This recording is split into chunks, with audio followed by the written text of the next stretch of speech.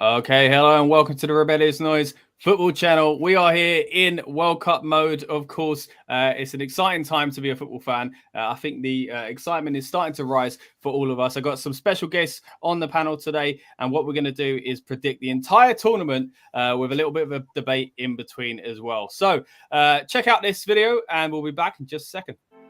Welcome to RNFC, the official Rebellious Noise Football Channel, where you'll find content such as goal hanging, live match reactions, as well as news and opinions on all aspects of the beautiful game. We will also cover some of the more cultural side of the sport, such as kit reviews, football nostalgia, and in-depth historical pieces on those who built the game that we love today. So win, lose or draw, make sure you subscribe before the full-time whistle blows.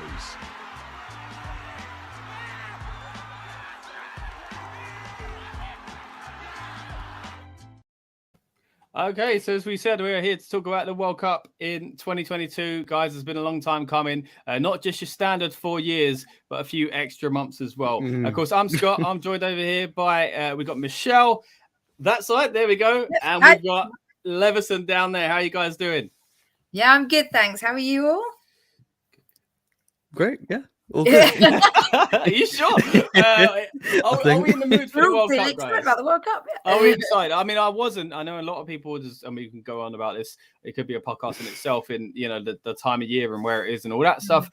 But, and I think the England team not doing that great this year has been kind of another issue that's kind of dampened people's excitement as well. But I have to say, as soon as that squad was getting announced, suddenly I got in the mood for the World Cup. Now that the squads are rolling in and things like that, I do feel a little bit more excited. So we'll kind of keep who you think is overall going to win in your head at the moment. Because what we'll do, we'll go through our predictor and we'll kind of argue our way or friendly kind of work our way through deciding an ultimate prediction. And then at the end, we'll touch on who we actually think would win it if we weren't being influenced by each other. So as an outright winner, at least. So what we're going to do, we are going to bring up this lovely little predictor, courtesy of the Telegraph. Shout out, because it's a nice little predictor, I've got to say. We're going to go group by group. We're going to go along. We're going to talk about every single position where we think the countries are going to finish. And then, of course, we're going to go through the knockout stage from there as well. But yeah, before we do, just to throw it over to you first, Michelle, how are you feeling about this upcoming World Cup? A bit like you, I wasn't really that bothered by it. Now I'm quite excited, and I think there's lots of different things on the line in comparison to a Summer World Cup, because a lot of the squads have been announced and all of a sudden bam, players are getting injured at the weekend. You're like, oh, hang on a second. It's a little bit more unpredictable in that sense. I don't know how I'm going to watch some of the games because they're on at quite bizarre times, but, you know, maybe I can get away with showing them. To be fair, they're decent times. At least they're not in the middle of the night, you know, like... Yeah, all right, fair. But, you know, some of us have to go do our big girl jobs during the day. So. Oh, okay, fair enough. Yeah, so I am a little bit more excited, and all of a sudden, it's like, oh my God, it's actually a week away. Yeah, literally today, a week of today. A week today. I was on the North Circular earlier and saw a few people with their England flags on their cars. Wow. Like, oh, okay, all right, here we go. Yeah. Fully in the mode now. And Leveson, what about yourself? I really was not looking forward to it because I mean, it probably doesn't help. Right, recently I've been watching that FIFA Uncovered thing on Netflix, and I'm not going to go into that. I'm not going to go into that. Yeah, but it's like it just made me cry even more about the whole situation. Yeah, but like it's here now. We got to get excited for it. There's no reason. It's gonna happen either way, and it's being a grumpy draws, yeah. But yeah, it's gonna be an interesting one, definitely. I love when World Cup's always you know the whole summer thing. It's all sunshine. It's like we're outside, we're drinking and watching football. I can't get any better than this. And now we're stuck inside in the rain watching it in Qatar. Oh, it could get quite cozy though, mate, by the fire, you know, go to a nice bar with some Christmas decorations, bit of mulled wine, you know. It's gonna be a strange experience. You had me at mulled wine, mate.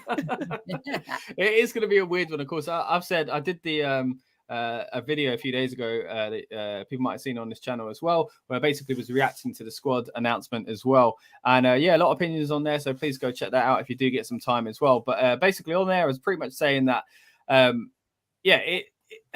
it's as a one-off, I'm fine with it. I've been saying this for the last, however many years. I'm like, a one-off in the winter, kind of it's a little exciting, just that it'll be a little bit different. But I'm with you, man. I love that summer vibe. It needs to be there in future. We cannot keep breaking tradition just for the sake of a few extra money. dollars. But I think also a lot of the European leagues are really struggling to just factor it in. And I mean, obviously we're going to be biased because we play in the European leagues, but it is the big money maker in terms of UEFA and FIFA and everything. But I am going to miss like debating whether I'll be able to go to the Emirates on Boxing Day and stuff like that. That's a bit different. But yeah, maybe it will be nice watching in the pub. It's no different to watching like all the fixtures that happen over the Christmas holidays. I think for the fans it'll be good still. But for the players, like you say, it's a bit risky with the leagues and stuff like that. And you mentioned Boxing Day, and the Premier League will be back very sharp. We've got Carabao Cup games that come back even before that as well. So it's really good. I do think, as much as I don't want this to happen again, I think that we might kind of have that on our sides, because I think the clubs probably will kick up a bit of a fuss after this. So and say, we ain't doing that again. It'd be interesting to see how the players are about it as well, because I've had a few friends that have lived out in the Middle East, and they said even in December it is still incredibly hot, like incredibly hot. Like we're talking 40+ degrees. I'm clearly very pale, never been there. Not really. Yes, it'd be interesting to see how the players feel about it as well. Yeah, I'm sure at first it'll feel like a nice little holiday. They'll be like, wow, it's sunny. And then you try running about for an hour and a half. No, I said at first. I'm talking about before they start playing and training and stuff like that. Yeah. Anyway, we've talked about the ups and downs and the kind of swings and roundabouts really when it comes to the excitement. But I do think it is starting to pick up now. And what better way, guys, than doing a predictor as well? Now, we'll try not to get too catty with this, with some of our opinions and stuff like that. But I think we're a civil bunch. We should be all right here, guys. And again, the majority... What's that? Speak for yourself, man. You come with an agenda. You're putting someone straight with it. Canada's going all the way, baby. But yeah, we'll kind of talk our points through this. And again, majority will rule. And eventually, hopefully, it won't take too long to come up with an ultimate kind of bracket, and therefore an ultimate winner as well. So let's bring that group stage selection up straight away. Let's start with Group A, as all good predictions should, guys. Who wants to go first with Group A? So I want to hear your first, second, third, and fourth position. Go on then. Right, first, Netherlands. And I think they're the dark horse for the whole tournament, really, because obviously they've been so poor in recent years, obviously minus kind of 2010 World Cup and all that. But with the squad that they got, they have no reason not to do well in this World Cup. Definitely. Second has got to be Senegal, I think. Just consistently solid team.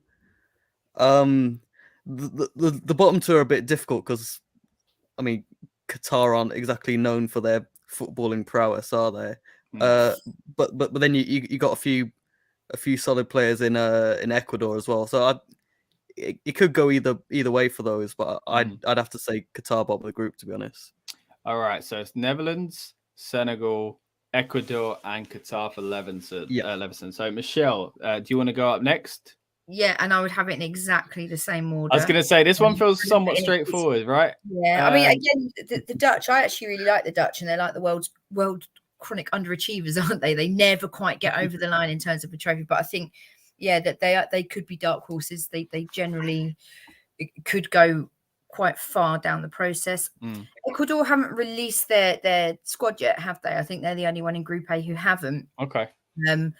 Some of Senegal's fortunes will probably rely on how fit Mane is, but they've done quite well through AFCON and things like that. So I think it will end up with the Dutch first, Senegal second. But I think it may depend on how the Senegal-Netherlands game itself goes, because I wouldn't rule Senegal coming top of the group. I wouldn't rule it out. Ecuador fourth for me, I think. Okay, so pretty much sticking with the same there, but you do think there's a chance that Senegal could go top. Now, touching on some of them things there, first of all, I would say Netherlands, I also agree, dark horse. When the world went a bit mad and the Euros got postponed, I did do a what would have happened if the Euros went ahead sort of video on the old Rebellious Noise channel before we split off to the Rebellious Noise Football Channel. And I was basically saying that I thought the Netherlands were going to get quite far, and Italy, and what do you know, Italy did all right. But then, of course, this was a year later, and Netherlands did do okay. But again, not as good as I think they could have. They do have a great squad. I do think the squad was probably better just a few years earlier, thinking about some of these players being more in their prime. We talk about someone like Van Dijk. I heard a stat earlier that he's never actually been to a major tournament, which is mad. Because obviously Netherlands didn't get into a few tournaments, and then he got injured and wasn't there at the Euros as well. So this is going to be his first major tournament, which is wild to think of. Someone who's considered one of the best players in the world, especially a few years ago. So going to be interesting seeing him, because maybe that'll kind of give him the spark that he's needed, because, you know, him and Liverpool haven't done too well lately. Let's be fair. He's been a bit flat recently, isn't he? Yeah. So yeah, this could be kind of the spark that he needs. You know, the opportunity he's always wanted to be on the big stage here as well. And what better way to do it in Group A of the World Cup. Now going with Senegal as well, I would also put them second, but I agree with you, Michelle. We could see a kind of a fight put up against the Netherlands there. Ecuador and Qatar, I think I'm tempted to go the same as you, and I think I'm going to have to anyway because of the majority rule. But Ecuador third, Qatar fourth makes sense up until you start thinking about this host nation thing. And I know we're still thinking, but come on, Scott, it's still Qatar. But at the same time, they've built a team over the past few years by kind of, what do they call it? Naturalizing. Well, that's, naturalizing talent as to be kind of allowed to play for Qatar over the years. And they've kind of built, I wouldn't say a super group or a mega team or anything like that, because it's hardly like they've brought all the big stars, but they've took talent from other places and naturalized them. So that's going to be an interesting thing, because they've kind of built a club, in my opinion, in that kind of sense, it feels like. So that'll be an interesting thing. They got home advantage. Of course, that's only going to get you so far, because you need talent as well and kind of things to work on your side as well, which, you know, speaking as an England fan, we could say the exact same thing about the Euros. You know, it's only going to get you so far, but it does play a part. So I do think there is, you know, we kind of want to throw a few kind of shockers up here as well. I do think Qatar could kind of push to third and potentially second if things went their way. And again, I know you're saying, oh, maybe it's just little old Qatar, but let's be fair, guys. How often have we been, and I don't want to get too controversial or kind of what do you call it, like blaming or anything like that, or anything kind of dodgy going on, but let's be real, guys, but I think some dodgy things have happened in the past at the World Cup, so I wouldn't be surprised.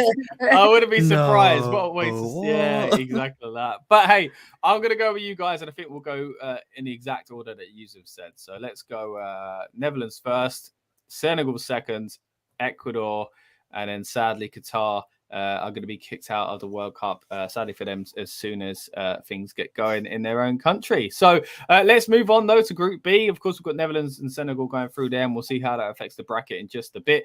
Group B, though, guys, yes, it's a big one. I know a lot of people saying, oh, England's, you know, fairly easy group.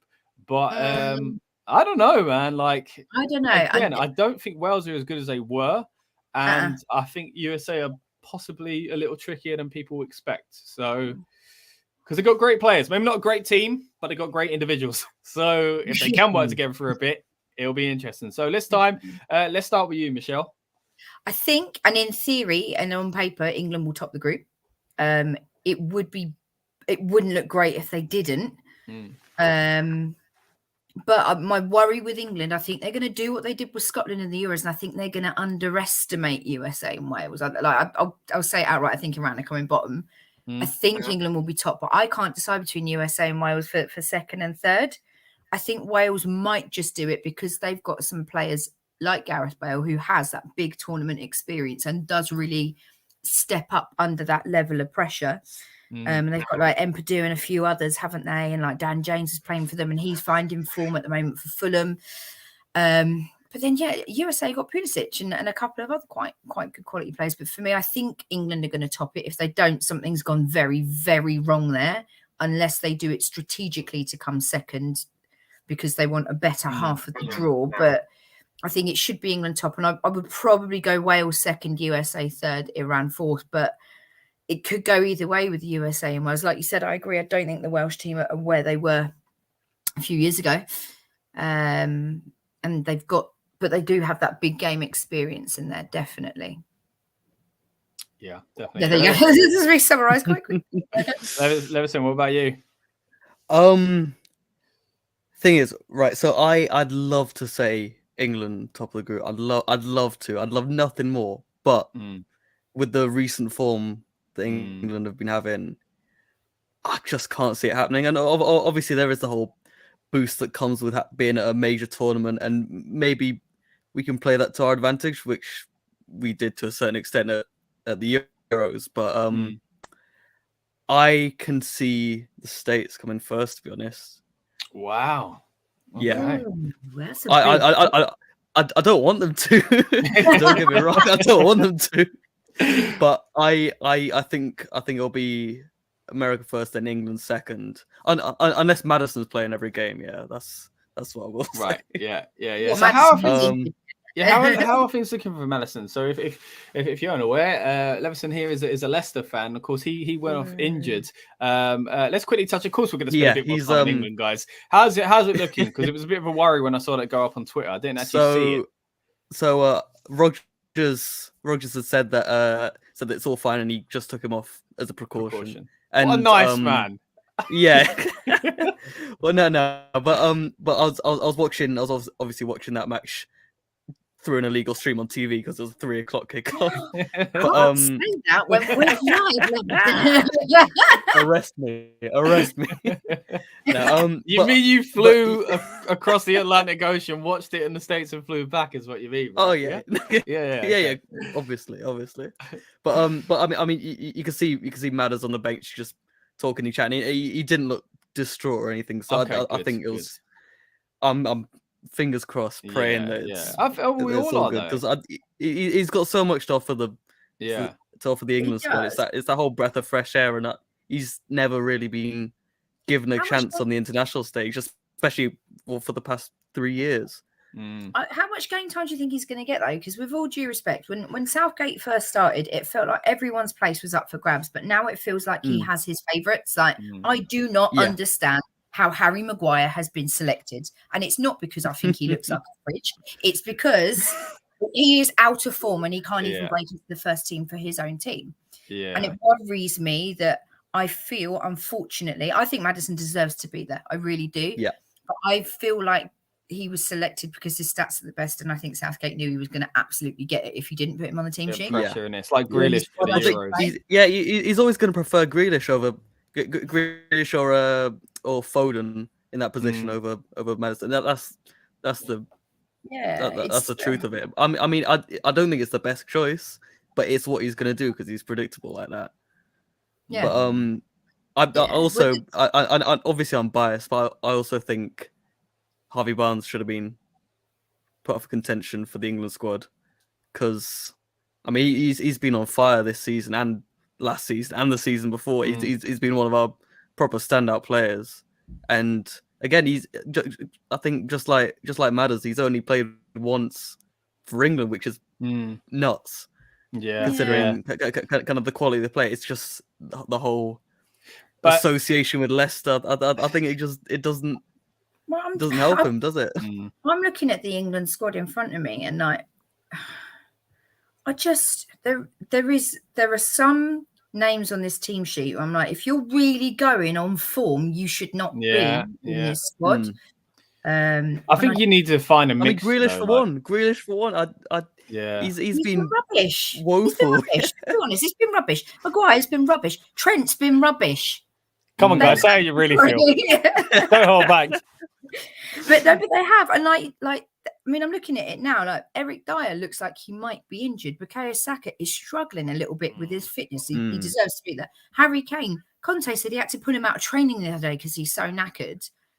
Again, though, that's going to be the case for every team. But and as you know, we're talking about Barnes there, for example. It's all well and good someone being good enough. And again, I know we've talked about some players that are out of form, but there are certain positions where the strength and depth is just so huge. Like there's so much competition for these places. But as much as there's always going to be debate about who does and doesn't get to go, realistically, we have a very strong team on paper who definitely could win the tournament. But hey, we'll see how it goes as we go along. Again, we're going to be back in a few days as well, guys. We're going to do a kickoff party here on the channel where we're going to go deeper into predictions as well. And I'm glad you guys enjoyed. I love that. I'm glad you enjoy the artwork. Going to be a bit of a watch along for the opening game, but also a watch along for this opening ceremony as well. So hopefully we're going to have some guests pop in and out and things like that and talk about some of the fun stuff we're going to see in the build up for the World Cup on that first day. So yeah, hopefully you guys will join us here on the channel as well. So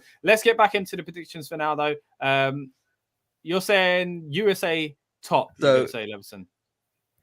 Yeah, so well I think America are gonna come first in the group, okay, and then England. us, followed by Wales, then Iran. Like Michelle was saying, like Wales have been brilliant in these past few years, but kind of it feels like the squad's starting to go a little bit stale. Obviously there's still some absolutely class players in there, but yeah, I'd love to see him go through, but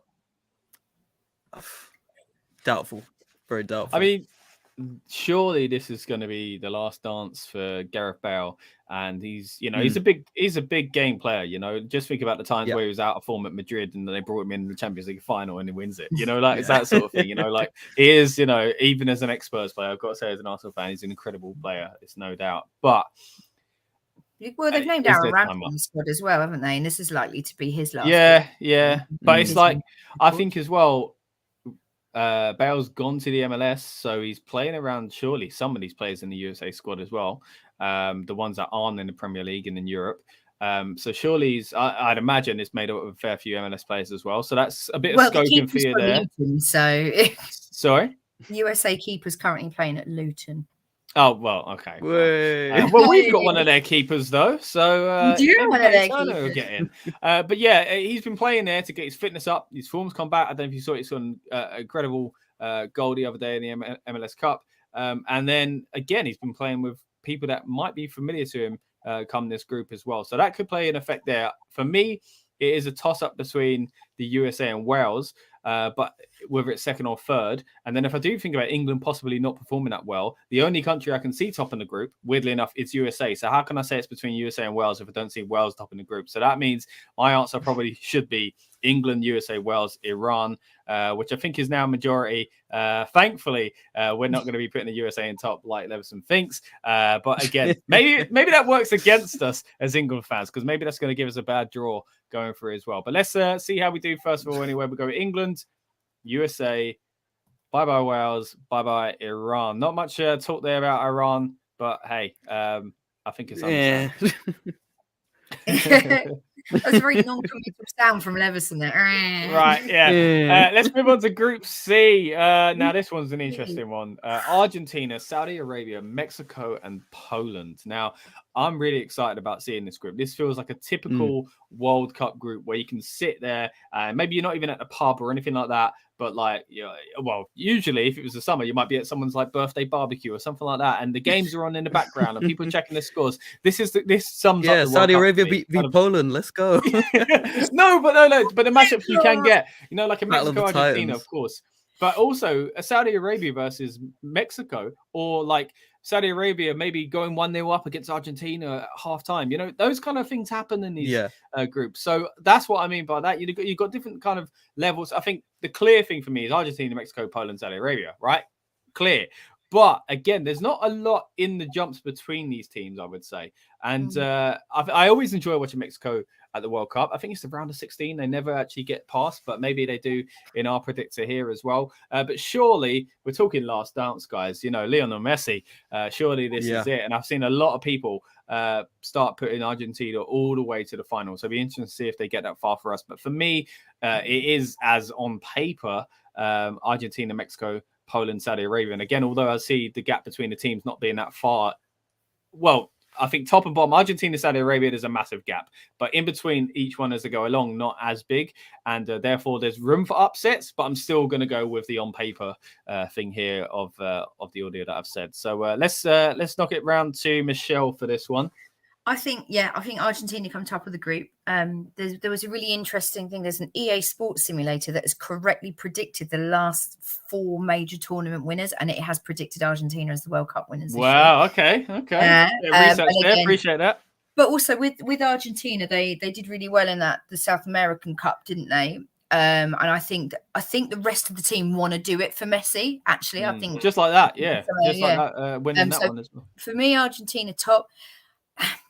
Between Mexico and Poland, I mean Saudi Arabia bottom. Yep, definitely for me. I've just realised I've put Qatar around and Saudi Arabia bottom of the groups, and it doesn't send a very positive message. Anyway, but don't underestimate the Polish. I do think Mexico are going to have the edge, but I think Poland are going to put up a fight for that second spot, definitely. Because again, Lewandowski's age. Think about his age. This is probably this is going to be his last World Cup.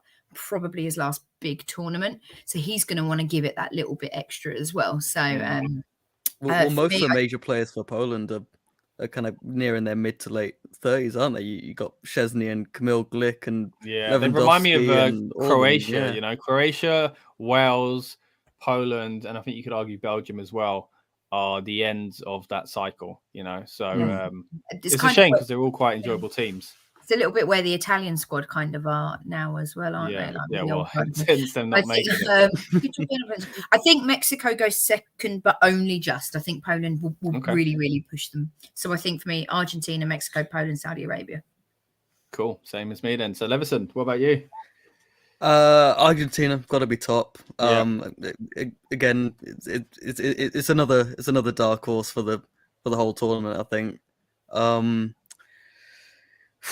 Second's a difficult one because obviously there's some proper talent in Mexico's squad, but Lewandowski's a bit of a one-man team. Like he's got the ability to kind of carry the whole Poland team, no matter how good or bad they be playing. So I'd have to go with Poland second, to be honest. Okay. Mexico third, Saudi Arabia fourth. I don't think there's much more I can really. Right. Well, Saudi Arabia is definitely bottom then. And again, if we go majority, then Mexico's going through second over Poland, which of course is Leveson's pick there as well. But I get where you're coming from there. Saudi Arabia, of course, we're given no chance, and you referred to it just there as well, how we've kind of done 2 Middle Eastern teams there, Michelle, bottom of their groups already. But again, could the not. I know it's not home advantage, different country, but it's continent advantage, you could say, in climate and things like that for Saudi Arabia and teams of that ilk as well. So you never know. We could get a few upsets here as well. If there's any time for those kind of nations to do something like that, it's going to be a World Cup in that part of the world. So that'll be interesting to see either way. But it looks like we are going pretty much with the obvious here, with Mexico, Poland, and Saudi Arabia at bottom of the group. Now, the next one is another interesting one because, of course, we've got the reigning world champions in France. We've got Australia. We've got Denmark, which is an exciting prospect, and we've got Tunisia, and that makes up Group D. A little while ago, when I was doing my England reactions, I did say I wanted to bring Futix in, but I couldn't find him. But I'm happy to say he's arrived today, so good time to because of France. I'm also wearing a France 98 jacket, so there we go. Big fan of that tournament. Not so much the French national team. I'm not trying to say they're my second team or anything like that, but let's be fair, that 2018 team was exciting to watch. But 2022 France are a different prospect. Although we've got still Mbappe, one of the greatest players in the world. We've got Benzema being the Ballon d'Or winner. It's still a team with a lot of controversy and infighting, depending on who you talk to. So we'll see. And of course, there's that statistic. I think it's about 1 in like the last 5 teams that have won the World Cup have made it through, that kind of hoodoo of trying to get through once you win the World Cup, then getting knocked out in the group stage. France know that all too well. They get knocked out, of course, in Euro 2000 after winning not Euro 2000. They win that, of course, World Cup 2002 after winning Euro 2000 and France 98. But this time round, I still look at this group and think, but France are so good. But what I'm going to go with, though, is we talked dark horses. I was very impressed with Denmark in the Euros, and I think a lot of that was, fired on by what happened to Eriksen. But now Eriksen is back. And that's going to be an incredible Today, moment to see as well. So I think Denmark top, France second, Australia third, Tunisia bottom of the group. Let's swing round to Leveson this time. Okay, so I mean, you said Denmark top, which would be really interesting, but I think regardless of any team, I think just based on the caliber of player alone for France, it's a bit of a no-brainer that they'd finish top. I think there'd be a bit of an uproar if they didn't finish first or second. Yeah, it's just down to the quality of player. They got to finish first. Second Denmark, definitely. Obviously it pains me to say that because obviously Kasper Schmeichel, but oh yeah, single teardrop roll.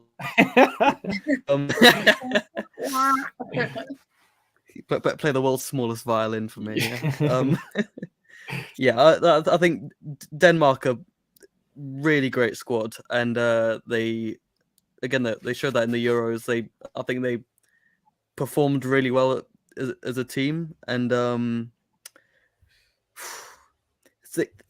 right, third I'd say has to be Australia. Again, it's not the best team they've had as a country before, but they still got some solid people, especially like Matthew Ryan and stuff in goal, who I rate quite highly. Tunisia, it obviously would be last. It would be nice for them to do bits as well, but again, a few years ago that they had a fairly solid team, and I just had a look through on Wikipedia now, and there's nothing overly exciting about that squad now. But yeah, so France, Denmark, Australia, Tunisia, I'd say. Okay, so I guess going more with the on-paper thing there, I'm trying to go with a shake because there's got to be a shocker somewhere. That's what I'm going with. But Michelle, what do you think? Doing it just for the sake of it. Yeah, this got to happen at some point, and I feel it in my bones. If anywhere so far, is Denmark. France top, and actually, I'm backing France to go all the way to the final. I just don't think you can ever underestimate the French. And I'm looking at this squad that they've got no Kante, they've got no Pogba, and they still look absolutely deadly. They still look absolutely deadly. I don't know what it is that Deschamps does with Giroud, but he loves him and he absolutely bangs them in. Like statistically, he's like one of France's all-time greats now and stuff. For me, France top, Denmark second, definitely. They back them to get out of the groups. Part of me wants to be controversial and go Tunisia third, but I do think it is going to be Australia third and Tunisia fourth. Like Leveson was saying a few years ago, that Tunisia team would have come third, or maybe even snuck a sneaky little second place upset in there. But they haven't put the squad list out. But what's on Wikipedia, like you said, is I think it's Australia third, Tunisia fourth as well. It's unless Wabi Kazri can really put a shift in, yeah. For the whole tournament, the whole that brings us up to Golden Boot. We should have mentioned Golden Boot earlier on with Harry Kane potentially going for it again. But again, we're going to do a show on the launch day of the World Cup, so we'll go into kind of those kind of predictions on the day. We'll be joined by Nick Knack. Hello, Nick Knack.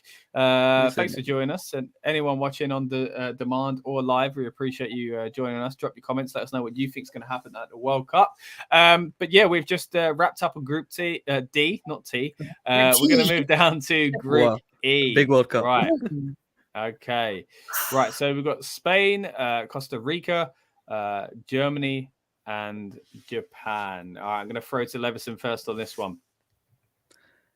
Germany, top of the group. Easy. I think that, it goes without saying that they've got a brilliant squad. They obviously kind of flopped a bit the last few years in major tournaments, and I think that I'd have to say they're probably my third pick for kind of going all the way. Really, yeah. I think. Well, something that really surprised me earlier. I was looking through the squads and I saw they're bringing Youssoufa Moukoko from Dortmund, who hasn't played a single international game.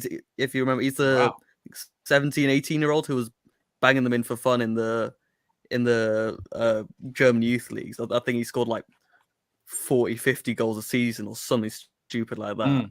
But I think we could have a little bit of a kind of Wayne Rooney 2002 situation with him. I think I think he could make a nice little unexpected breakthrough and kind of just be a bit of a golden boy for the tournament. That being said, obviously he hasn't played a single game it's a big claim for the but, senior like, team. So I think there's the potential for it there. I mean, to be called up to a World Cup squad when you're 17 and uncapped is a pretty a pretty big deal, isn't it?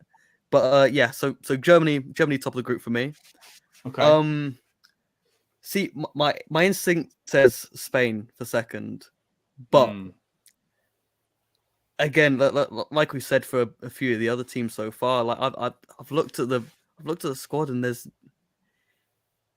almost no real kind of excitement with some of the players there. Like obviously they are good players and all that, but if you look back to previous Spain squads, you got the players who are kind of capable of that magic and like performing consistently and all that. And I don't think you have that with the current Spain squad. Obviously, if we roll back 10 or so years, we still have Iniesta and Xavi and David Villa and all those amazing players. But if you look at it now, there's just not. I can't see anyone to provide that kind of spark. So I'm gonna go Japan for second, to be honest, because I think they've got something more to prove. I think Spain will underperform with this tournament. Yeah, and Costa Rica.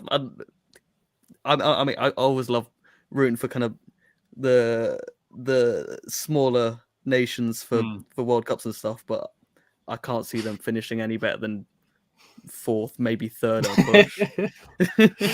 No, I get you. Yeah, so Germany, Japan, Spain, and Costa Rica, I think. Okay, interesting answers there as well from Leverson. Nick Knack says, sorry, I only just got. Hey, that is fine. Whenever you join us, okay. Appreciate you being here in the first place. Hey, be nice to Nick Knack. Thanks for joining us. If you're new here or you've been here for a while but you haven't already, we would appreciate if you subscribe. Of course, we've got a lot more football content coming, I should say, throughout the World Cup. Of course, it's an exciting time to be a football fan, so we're excited to dive deep on this content. Now, interesting predictions there from Leverson, but I'm going to hand it over to Michelle now. What are you thinking about Group E? Weirdly, I was sat there thinking exactly the same thing about Spain. I mean, come on, they're calling up Azpilicueta again. Come on. Look at him. He's a mess. For me, Germany top all day. The only thing I think that's going to hamper Germany is they don't have that out-and-out clinical striker up front. They've got bags and bags of talent, but they're going to be relying really heavily on that midfield to get their goals. But it's not let them down before. You know, your Gertzes, your Müllers, your Gundogans, they can do the job. And again, they're just such a well-organised team and always have been. They're so well drilled. I think for me, Germany are top. I was umming and ahhing between Spain and Japan, but I'm looking at that Japan squad. I'm looking at some of the boys that are currently playing up front for Celtic, and they're doing a real good job. There's a little slightly sentimental part of me that's like, oh, Tomiyasu's had this call up for Japan as well. So, yeah, I don't know. I mean, in theory, you think Spain would come second, don't you? You think they would. I think Japan are going to cause the upset and come second. And yeah, Spain third and Costa Rica fourth. I'm sorry, I was really hoping you let me go first on that because now I just sound like I'm copying Leverson. But hey, don't worry because we're all in the same boat here. For me, I think Japan might think alike. Yeah, I think Japan are going to be that little shock, and I think Spain are just I mean, look, Nico Williams is going from Athletic. He's got a great record in terms of like him and Iñaki Williams not missing games and stuff. But I just don't think they're gonna. Do it. There's something about this current Spain squad and the way they're being managed. Ansu Fati, all right, plays well for Barcelona, but is that Spain squad set up for his style of play? I don't think it fully is. So I am going to go Japan second, Spain third. I feel like I'm just debating with myself to rationalise it. Trying to explain it. Yeah, I get you. Look, I got to say, guys, I think I'm going to go exactly the same. I'm in an iron about about Germany and Spain, but ultimately I felt like Japan could creep in second. And I feel like both Germany and Spain, I could see kind of having the shocker tournament, and both of them have had things like that in recent years as well. And again, we've got teams that are kind of past that cycle. Spain, especially, you took their Leverkusen 10 years ago, what a different squad it was, and almost it's hard. It's unfair, we're comparing them against one of the greatest teams of all time there, so it is hard. And these things happen in cycles, the England squad's gone through a cycle. The France squad went through a cycle before they got back on top as well. You think in 98 to 2018, the journey went on between those 20 years, but for me, if it wasn't evident before, the party for Spain is over, and who knows when it's going to kind of rise again. Now, this could come back to bite me in the butt, and Spain could top the group and go all the way and win the tournament. Going to win it now. Now we've said that, aren't they? Hey, anything could happen in the World Cup, especially when you get a decent team, and they are still a decent team. Like, I'd still be worried if England come up against them to some degree, So, but I think out of the two of them, you mentioned some of the names there earlier, Michelle, for Germany, and I think those stars, even though if they're aging, they just get it done 9 times out of 10. The team out of the two of them that are more likely to slip up, I think, is Spain. We're acting like Japan's creeping in, but again, I know it's tough when you're talking about previous tournaments because it was 4 years ago. Again, these squads do change quite a bit, but you think how well they did do in 2018. That match against Belgium when they got knocked out, I was heartbroken for them because they looked like they were going through and they had such a good tournament. And Japan's always an exciting team to watch for me, so I have no problem putting them second, Germany on top, Spain third, and Costa Rica bottom. Now, I guess you could argue, and I don't want to go too far and be like Spain bottom, but that's a possibility with any of these kind of big teams. Cards, I just think they've got mistakes in them. Like Nick Knack's saying in the comments that they're favourites in the betting to win the group, which I think statistically they probably are, but I just think there's something about them.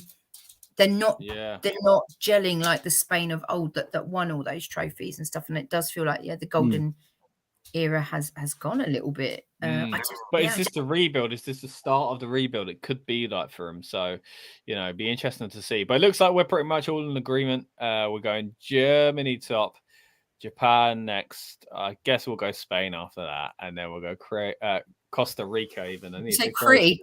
I was going to say Croatia. Costa Rica, bottom of the group as of the RNFC panel. Right, now let's move on to Group F, where we do have Croatia going up against Morocco, Canada, and Belgium. Now, I've seen a lot of talk about Canada because it's exciting that they're actually in the World Cup. It is exciting to have them involved, and the team, I gotta say, they've got better and better in the past few years, evidently making their way to the World Cup. Now, I don't think they're going all the way to win it, but I'm just excited to have them involved. Belgium, of course, is, we talk about the end of the cycle and the golden, they always talk about golden generation. 2018 for me, it was then. 2020 to 2021, the world went mad. In the Euros, it was still possible. For me, again, we talk about a team whose time is up. Now, sadly, that is the case with Belgium because, it's an aging squad when it comes to, their primes and stuff like that. I do think, again, like, if they won the tournament, I'd still be like, that makes sense. Like, they got some decent players. But at the same time, like, I definitely wouldn't be shocked if they went out in maybe the quarters or something like that, or even around the 16. But saying that, I still think they are the best team in this group. Croatia, again, another Asian side. And they got all the way to the semi-finals of the World Cup, but they did very badly in the Euros. So I'm tempted to put them second, but I'm tempted to go with a fresh, exciting, new venture of Canada nicking second anyway. So just to make it a bit controversial, I'm going Belgium, Canada, Croatia, Morocco.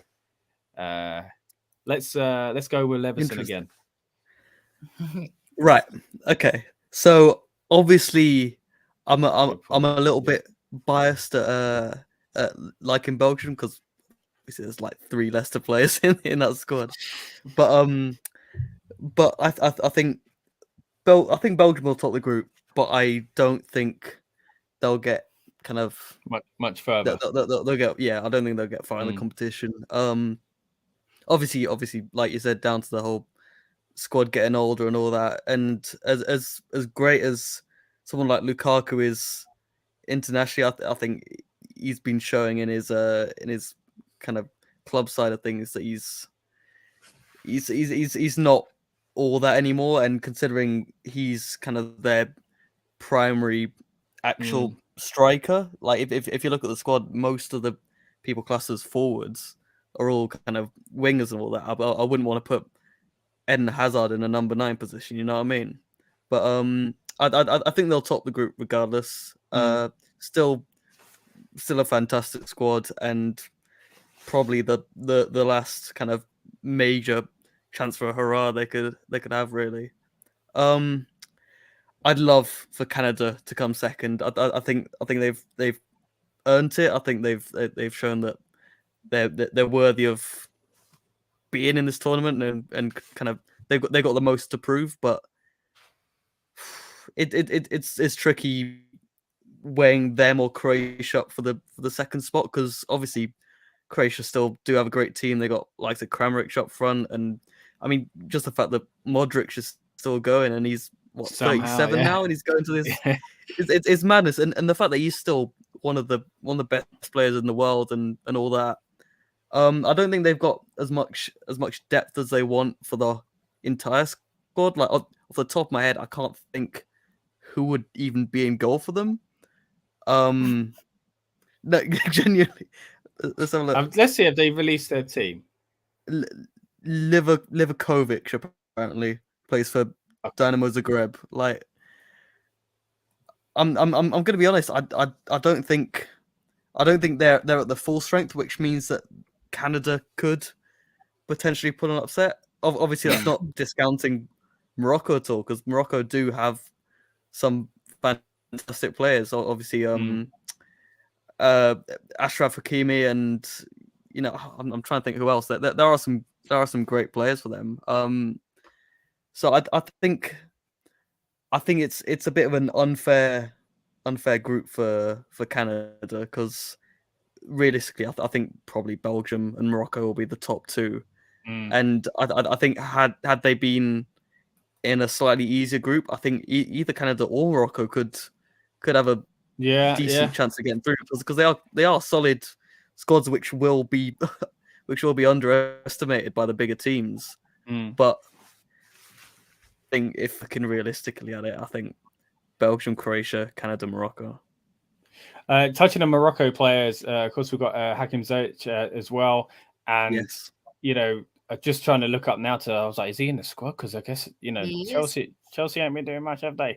But it looks like AC Milan are moving for him as well. So this could be a good way to, World Cup is always a great chance to put yourself in the shop window. I wanted him at Arsenal. He wanted to go to Arsenal years ago. He used to say he'd like to go to Arsenal. I thought, Michelle, you can do that face as much as you want, but Ajax don't need him. Maybe not anymore. But Ajax, he was a fantastic player. I was very excited. He was my favorite Ajax player at the time. So I would love to have seen him. I was gutted when he went Chelsea, and it just hasn't really worked out. But that's another player. Again, we talk about these players in the shop windows, and there's always these exciting. Not so much of him because he has shone as a bright light previous, but a lot of times we do get these players in these teams that kind of come out of nowhere, and that's what I'm excited to see with the World Cup. It always excited to, the transfer window goes wild after it, and of course we got one straight after it, even though it isn't the summer. We're gonna have the winter one as well, so that's gonna be interesting as well. But Michelle, what do you say as far as your order for this one? Pretty similar to you guys. I think Belgium finished on top, and as Leveson said,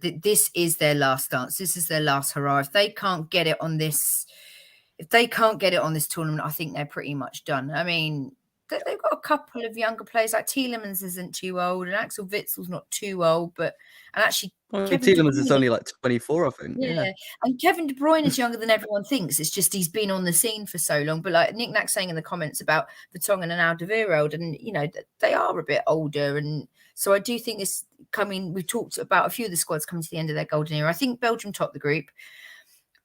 I think Croatia comes second, just based on the fact they've got some big game players in there, and for some of your like Luka Modric, we talked about Messi and everyone. This is probably his last hurrah, and that might be enough to just push them beyond the group stage. I don't see them really going on to do much after that.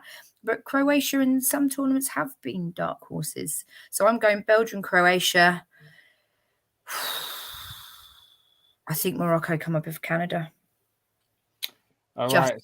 I'd like Canada to do it, but I think Morocco come above Canada. So you've gone Belgium, Croatia, Morocco, Canada. I've gone Belgium, Canada. And Leveson, you've gone Belgium, Croatia. Yeah. Croatia, right? Yeah. Wait, so if we got 2 Croatias second there, did you go Croatia there? Okay, right. I'm getting lost there already. All right, so that means the general consensus then Canada and Morocco doesn't really matter, but Canada and Morocco, I think I went from second, so that gives a point there. Anyone else actually go from third, or did anyone put them fourth? I think Canada third. Yeah, so we're going Canada third. Again, doesn't matter too much, but then Morocco bottom of the group. Now we're going to move on to Group G, an exciting one again because we've got Brazil in this group. Again, another team that a lot of people have eyes on here as well. I'm excited. You're not as excited as Leveson. No, look at him in the Brazil shirt. In the 95 shirt, mate. 95, beautiful. 95. Beautiful. Listen. This Brazil squad is absolutely stacked. It is stacked. I'm not normally we got one going, yeah, Brazil. For me, they are. I'm excited. I am excited. I think I've just commandeered the discussion now at this point. I'm just like, I've decided I'm going to talk about Brazil. No, you can go first. It's fine. Let's go for it. I think that says Serbia is one of his dark horses. Yeah, we'll get onto that as well. But Michelle, what are you thinking? You clearly want to talk a bit about Brazil. So let's go. I want to talk about Brazil. Let's go with Brazil first. This team has assembled this incredible squad. You know, he's got some real proven names in there, hasn't he? Like Alisson and Ederson are in there. Dani Alves is in there. Like real, Alex Telles, and why Thiago Silva's been called up again. But anyway, there's some really experienced players in there. But then you've also got some really newer, exciting players. You've got Guimaraes and Newcastle were doing really, really well. Anthony, who's found a little bit more form now. He's under Man United. You've got Jesus, you've got Martinelli. He's probably not going to get much game time, but I'm still hoping Arsenal get him to sign a contract before he goes to this World Cup, because I think the repercussions of this World Cup on the transfer window are going to be huge, particularly for the players like Martinelli and Saka and everyone. And we've got to get them to sign before their value goes up even more. Rafinha, Rodrigo, Vinicius Jr. For me, I think Brazil all the way to the final.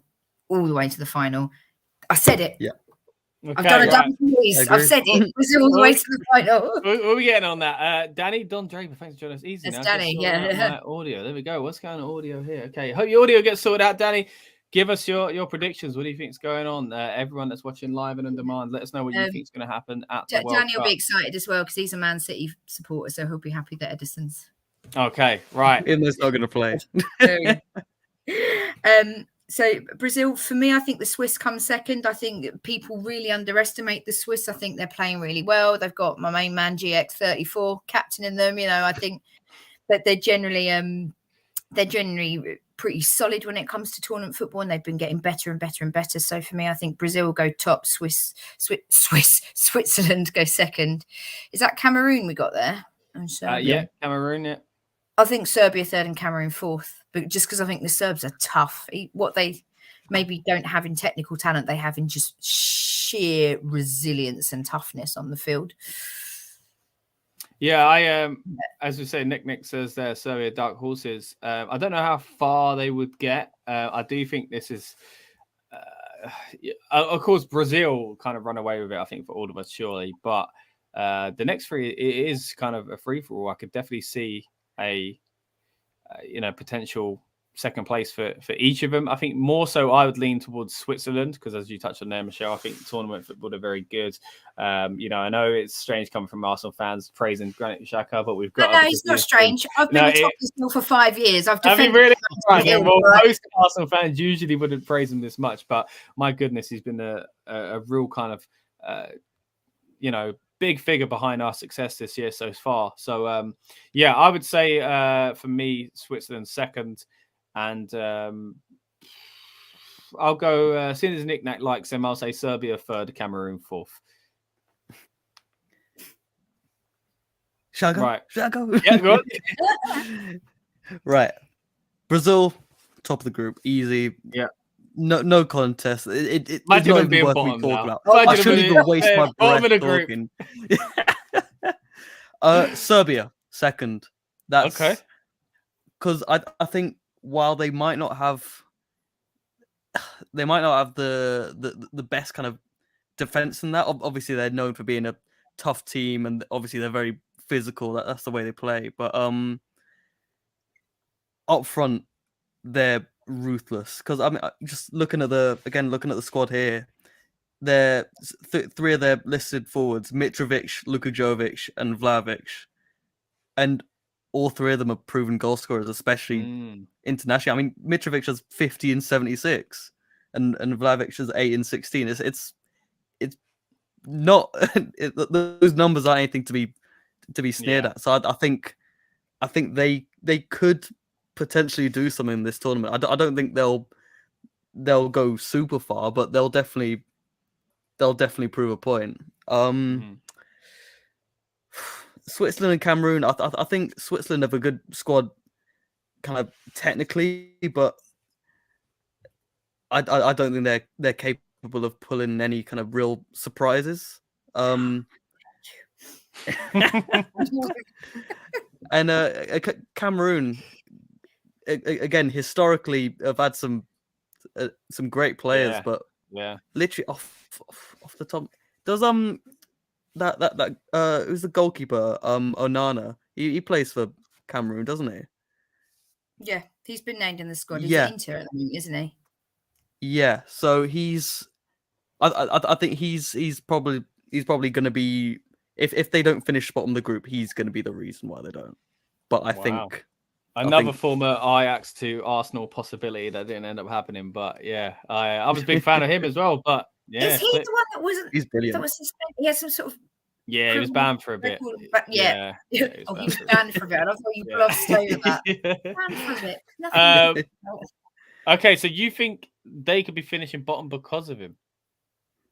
Oh no! I think Cameroon will finish bottom, but if they don't, it'll be because okay. Now I get it. Now I get it. Yeah. Okay. Yeah. No, I'm just slating it for no reason. Yeah. I was like, hold on. He ain't fallen that far since he left Ajax, has he?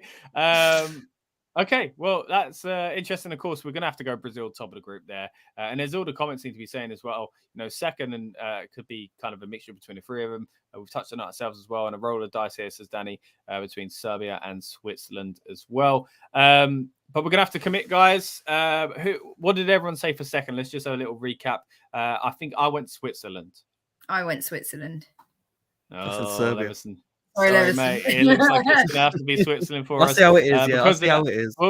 We'll be going Serbia for third, Cameroon for fourth, and it's time to move on to the final group here, Group H, when it comes to the World Cup. Right, let's go. Portugal, Ghana, Uruguay, and Korea. This is an interesting group as well. Let's start this one as we ended the last. Albert, yeah, sorry about that, buddy. Let's start this one as we ended the last. Thanks. We're going to go straight to Levison again. I think this has the potential to be a really interesting group, because I don't think Portugal are playing as good as they can.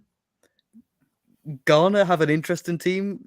Uruguay aren't the best right now, and obviously with South Korea you got some brilliant players. Obviously, Heung-min Son and all that. I think coming back from injury as well, right? Because he had that eye issue and all that. So is he going to wear one of the bat masks when he plays? I like that'd be cool. Batman stuff. But I think this group could.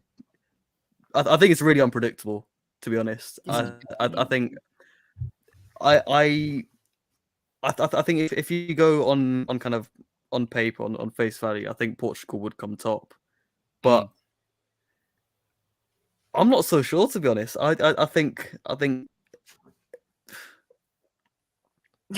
know. I really don't know. I'm so indecisive about this group. Right, bloody okay, cool. Portugal top. I'm just gonna go with that. Okay. The other three could be anyone's guess, really. I think probably Ghana second, then South Korea third, and then Uruguay fourth. Wow. Yeah. Ooh, that's a big shout. Yeah. Ooh. I didn't expect that with Uruguay, I got to say. Uruguay. I'll jump in here. Let's face it. Who are the standout players on Uruguay's team right now? I guess it's another example of aging superstars. Yeah. Do you know what I mean? Like, but it's hard to see past them at the same time. I mean, they've always kind of, I know it's a long time ago now, but when England had them in the group that time, and they were just too good for us. Again, I know it's a different squad, but you think that kind of some sort of legacy continues from the former squads anyway. But and the way things are set up, I'd still go Portugal top. I think it used to, again, another one, last dance. I mean, there's possibility for Messi, Ronaldo final, who knows? But yeah, I think Portugal would be surely going through. I think years ago it was another example of a team that's been carried by a superstar, and then especially when they won the Euros and stuff like that, no one expected it. But then the team themselves started to get better around them, and of course they won the Nations League, and then I think I had a bit of a dip again. Struggled as far as I remember trying to get in. It was them. It's down to them or Italy, wasn't it, to get into this World Cup? So a bit of a slow start, kind of getting back into international tournaments there for him after that success. And it's up and down. I do think recently, a few years ago, I would have really pushed for them even more. I think they've taken a bit of a hit, but I think the quality is still there. I would actually go Uruguay next. Just because of what I was just saying there. But I do, just looking at the AFCON results, of course, most recent one that happened earlier this year, Senegal won it and Egypt would have runners up. But we had Cameroon actually coming third. And other than that, I don't think we had anywhere. Did Ghana, did they even... Let's have a look. I don't remember anything that Ghana did, is basically what I'm saying. So... Yeah. Do you guys remember what Ghana did? Remotely. So yeah, that's what I'm thinking. So if that's the case, no. can we really be putting Ghana anywhere near the top of the group? If no one even remembers what they did at AFCON. Were they in the AFCON? I don't remember. Sure they were. I'm trying to remember because I couldn't remember if Partey didn't go or if Partey was injured. You just remember not worrying about it. I remember. Yeah, I can't find anything about it. But anyway, here we go. Danny's chiming in about the old Man City backline. Sorry, Danny. No, you know what? They are solid. One big team that thought was in the group stages as well. Basically, adding to that, not an easy group for Korea to cause an upset, though. As Danny was saying, things could cause an upset there as well. Uruguay and Portugal, Nick Knack thinks, and he also says Ghana are no mugs, but yeah, let me just search for that. I don't remember what they did. Ghana AFCON 2021. Oh, they got a red card in their last game. Oh, they went out. They got in the group stage. The last game was in the group stage. Yeah, red card against Gabon in the second game, 1-1. Red card against Comoros in 3-2, their final game, and they lost to Morocco. My goodness, they lost 2 and they drew 1, but somehow they came out of that charging towards the World Cup. But hey, there we go. No wonder why I couldn't really remember them doing much. And again, said none of the players were around for long.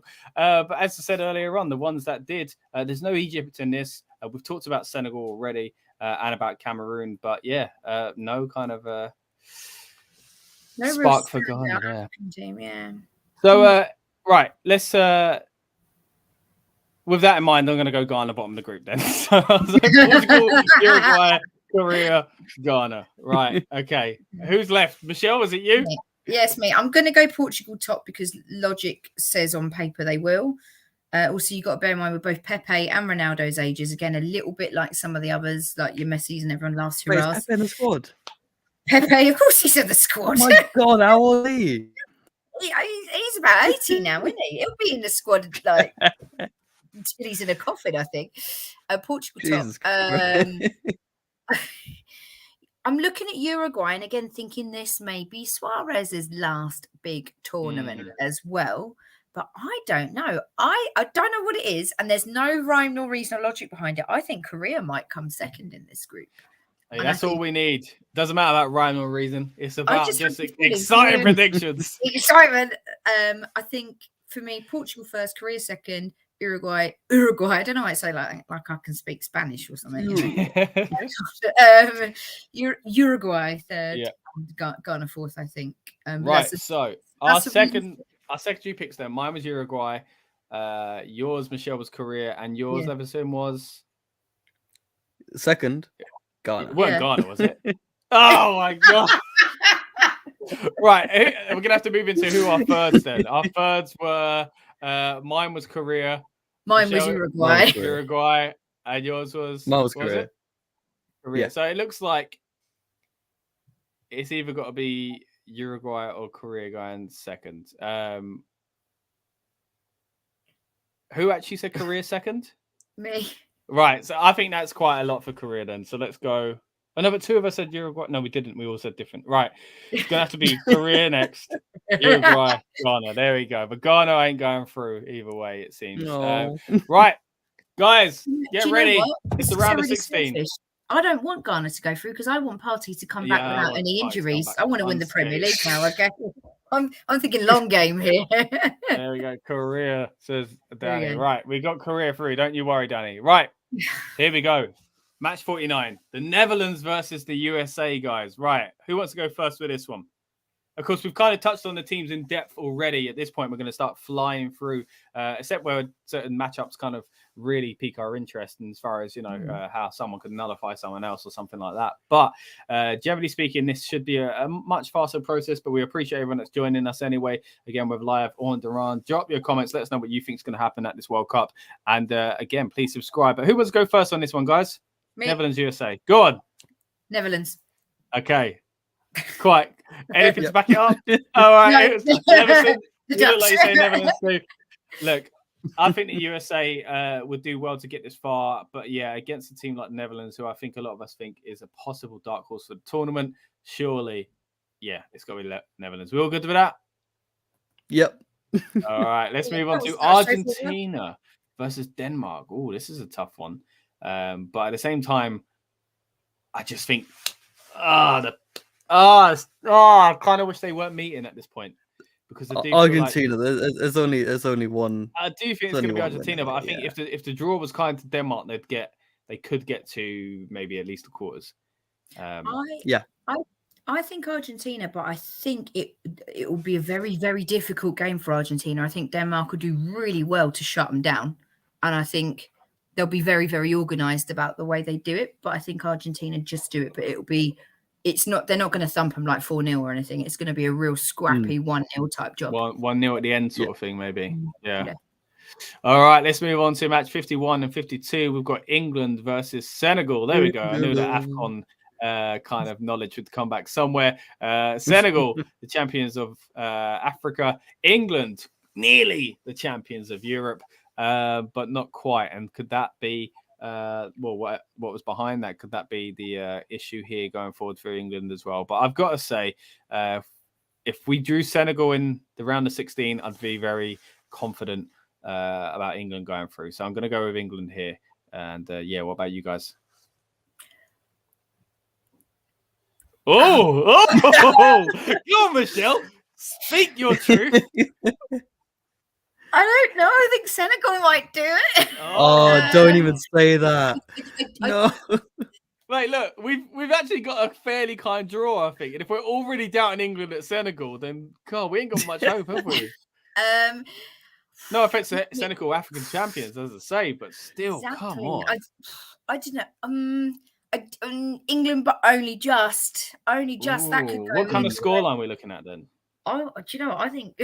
I think it's 2-0 England. 2-1 England. I think it's 1-1 and it goes to extras, actually. Oof, I'm flipping hope not. I think that players are tired already. I ain't even started yet. But it's important not to underestimate Senegal, isn't it? Because winning AFCON isn't a small feat, you know what I mean? Yeah, of course. It's not, and they've got some real quality players, But I do think England just about do it, but I think they're going to huff and puff, and it'll be a last-minute Harry Kane penalty or something. Right? Yeah. A boring kind of. It's good. Do you think it'd be like the Euros where we spent ages before we kind of feel like we're kicking off? Like Harry Kane didn't score for ages, did he? So, but anyway, we'll get into that maybe at another point on the kickoff party as well. So, France versus Mexico. Now, this is an exciting one. I love the World Cup, guys. I am getting You're bored now. very But excited. I'm so excited now that we see things like this. You know, we might not be experiencing the sun, but at least when we look at it on TV, the pictures are going to be sunny, and I'll feel like it's all right. I might just turn my heating up. It was just a bit heated on football. In this economy, Oh yeah, maybe not. Yeah, cost of living and all that. Right. you'll put a puffer jacket on. I think you mean, mate. That's it. That's it. France versus Mexico, guys. What are we thinking with this one? France. France has got to be the winner. Yeah, France, I think. Yeah, it'll be a major upset if this happened and Mexico went through. It would be well good though, wouldn't it? Oh yeah, it'd be brilliant. I'd love it. But again, we talk about France logic dictates potentially getting tripped up and stuff, and I just think Mexico are a decent side, and they always try and that what we mentioned earlier on, that curse, which I think is actually because it's called the curse of the fifth game. Just looking at it there, so it must be the quarters, right? Because 3 in a group, so it must be the quarters that don't usually get past. But it looks like we're predicting them not even to get that far this time, which is a real shame because again they were another exciting team to watch in 2018, but. Danny's written Hugo Howlers, which is what I like to refer to it as when Hugo Lloris is one of his flappy days. Okay, right, there we go. Yeah, do you know what though? Actually, all it takes is for him to have a bad game, and France could be in real trouble because when he flaps, he goes full square actually in Segan, doesn't he? Like he absolutely loses his mind, and he's not like other players where he has a bit of a flap and settles down. When he has a flap, goes to a word I'm not allowed to say before the 9 o'clock watershed. Yeah, you're right. West, isn't it? But he could have the lovely William Saliba in front of him who could save his bacon. You don't know. Oh, yeah. I think that's a player that could be coming out of this World Cup with a hefty price tag, which I hope Arsenal aren't tempted to take on board. But that's another podcast for another time. I think we're all going with France, even though I'm tempted to go Mexico, but I look like I'll be overruled here anyway. So we're all going France? Hugo Howlers. Yeah, let's go France. Even with the Hugo Howlers, right. Even with the Hugo Howler. Germany, Croatia. Okay. 6 match here. Tricky one. I still think Germany. I think Croatia did really well in 2018, and that was a long time ago now. So they're quite elderly now, aren't they? So I don't know if they can run for them. Yeah, I'm going Germany though. What about you guys? Yeah, Germany. Yeah, Germany going through. Right, it's got to be Germany, but it'll be a good match. Yeah, sure. Because I want to see one of those thrillers like the Argentina-France game from 2018. Like a game like that. I don't know which one it's likely to be, but I want to see one of those again. So Brazil, South Korea, guys. Surely it's Brazil. South Korea.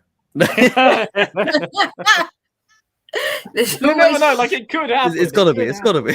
But again, on paper, before the tournament started, looking at the team that Brazil have taken.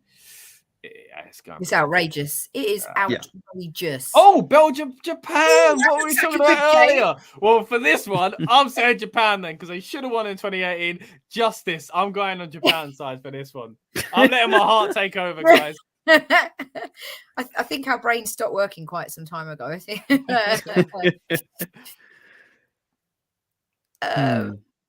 Do you know now you put it out there? Who's joining me? Do you know what? I was so adamant on putting Japan through in second. I feel like on principle I should back Japan in this game. Back Japan. Yeah, but this isn't about this isn't what I want. This has to be based about logic. Oh, okay, yeah. I also think they're great though. I think they're great, so they could do well. So why not? Oh. Belgium ain't winning. Man. I'm backing Japan. We're going Japan. Come on, Japan. Yeah, I think so. Well, you're just like weirdly Japan supporters. Like I don't know. Somehow they always have nice kits. Maybe that's what it is. Let's move on to Portugal versus Switzerland. That could be a really, really good match. Or a 0-0 up until extra time or penalties. But now that's one that's got extra time written all over it. 2-2 or 0-0. I'm going Switzerland. Okay. Leveson, what are you going? Portugal, mate. Portugal. Oh, why are you making me choose the deciding? Okay. Drum roll, please. You know what?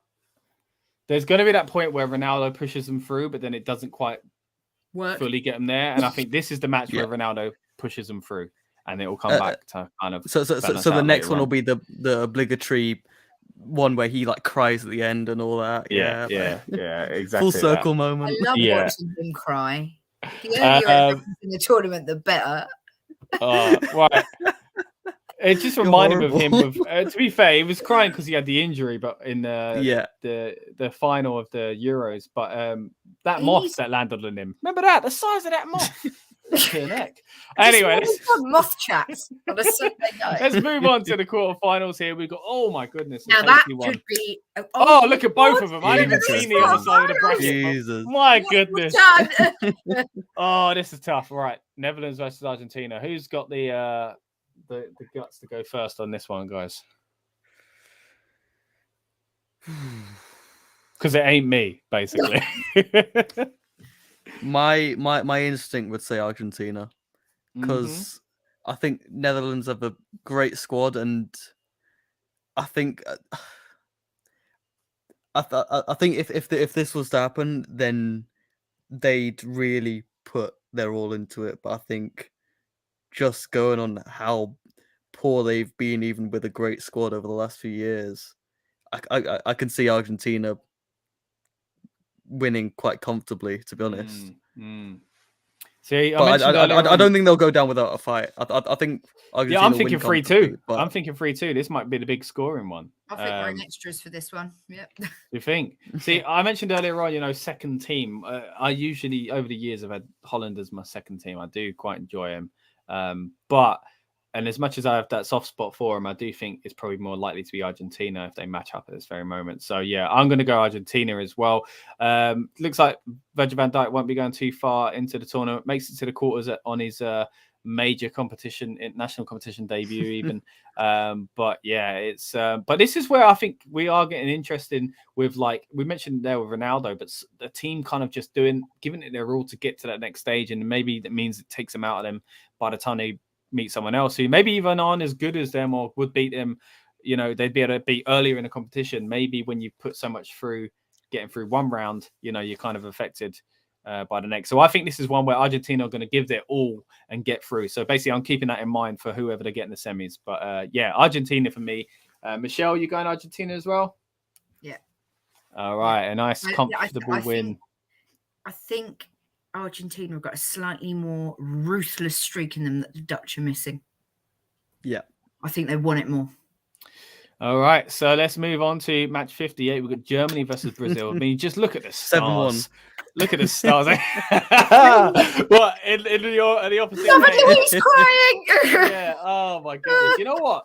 If this did happen, I do see that being a factor. I do see them kind of going into this with the coaching staff saying, "Watch this footage." So I do see. And now the Brazil, because that was shocking, because that Brazil team is just they weren't what they were anymore. Now they are becoming what they were again. So I do see if you look at these two teams, and you could argue that Germany are the opposite side of that again. You look at all these stars, which again makes me excited to see a match between two world football heavyweights. But for me, Brazil's going through there. 100%. I think it'd be a heavy win as well, because they'd want to 7-1, mate. You're right. They have got. They want to avenge Gavin Louise's tears. 7-1 to Brazil. Hadn't PSG just bought him? And there are all these memes about PSG looking in the bin for their Louise receipt and things like that. Oh, mate, David Luiz. Oh dear. Oh, shouldn't speak ill of the dead. What the hell? Right, anyway, let's move on. Brazil's going through, right? I think Brazil goes through. Yeah, Brazil. Brazil goes through. See you later, Germany. Oh, why have we got to have this one? No. I look, if this was going into the Euros, I would have said we had a chance. I was very excited about what we were doing. It's nice to see our star there, by the way. Very excited about that. On paper, this squad could win the World Cup, but let's be real. This is where we come into, I think we're one of those teams at the end of a cycle. Well, we should be at the peak of that cycle, but I think we're just going to miss out by kind of tactics and things like that. So on their day, yes, could they beat France? 100% they could. France aren't what they were. we are better than we were in 2018. If we gel on the pitch and play a certain way, then we are better than that team. So there are quite a lot of things that would lean in towards England. If this was 2018 and we got to the final, I think we would have been spanked by France, and I would have been scared of that. I'm not as scared of them this time round because they're not as good, but we're also weirdly better than we were, but not as good as we should be. So for that reason, annoyingly, France are going through for me. Yeah. Sadly. Oh, guys, I don't want to press that button. Au revoir, England. Oh, okay. All right. Right. Okay. Bon voyage. Japan versus Portugal. Oh, I said that this could be, where things catch up with Ronaldo and the team, but I don't see it being this match. Yeah. If Japan go through. So I'm going to go a bit more easier on this one and go straight to Portugal. Yeah, a part of me on principle wants to say Japan just because I want to, but looking at logic. This time round, I think Japan to get through that last round and Portugal to get through that last round, meeting each other would just balance things back out to the way things usually would go, and I think Portugal would beat Japan. Right, so quite comprehensively as well, I think, actually. Yeah, maybe a 3-0 win or something like that. Right.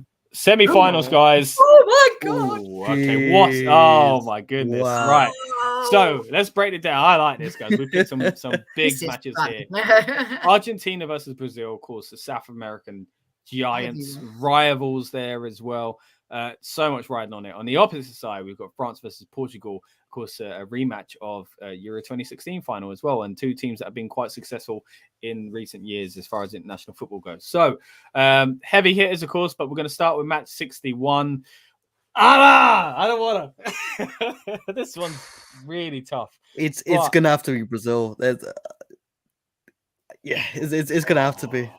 I think they've got so much more youth and energy in their squad compared to Argentina, who still have a great, but Brazil just have the edge. There. They just do. Brazil have probably the best squad going into this World Cup. So on that kind of thing alone, they should be going quite far. And if they face against Argentina are good enough to get to the final. If they had a better draw as well, but even in this, they could beat Brazil. I could see that happening. But if we're talking like who are the favourites, then Brazil. Did Argentina beat Brazil for the South American Cup? Did they beat Brazil in the final? Feel like it may have been Brazil that they beat. Hang on, let's get on the Google and let's check. Copa America 2021. Yeah, it was. It was 1-0 in the final. Yeah, and it was Argentina Brazil. Yeah, and it was Di Maria scored in the final. Yeah, that was that whole one of getting Messi his win, of course. Martinez in goal, helping with that as well. Just looking at the squads here, who we had going up against each other. If I look at the two here, I thought the Brazil squad's better than it was then. I'm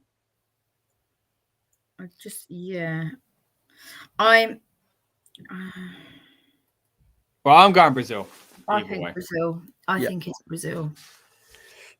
Yeah, or Brazil. I think I know who's winning the whole thing at this point, guys. France versus Portugal. I think this is probably where where Ronaldo falls. Yeah, if France haven't imploded already, this is where they have a massive row. Yeah, they'll continue and they'll be like, "Well, no, we're just good enough now. We're going to the final." So for me, they would have got through that kind of hurdle and plain sailing from here. So I think France gets to the final for me, guys. What are you thinking?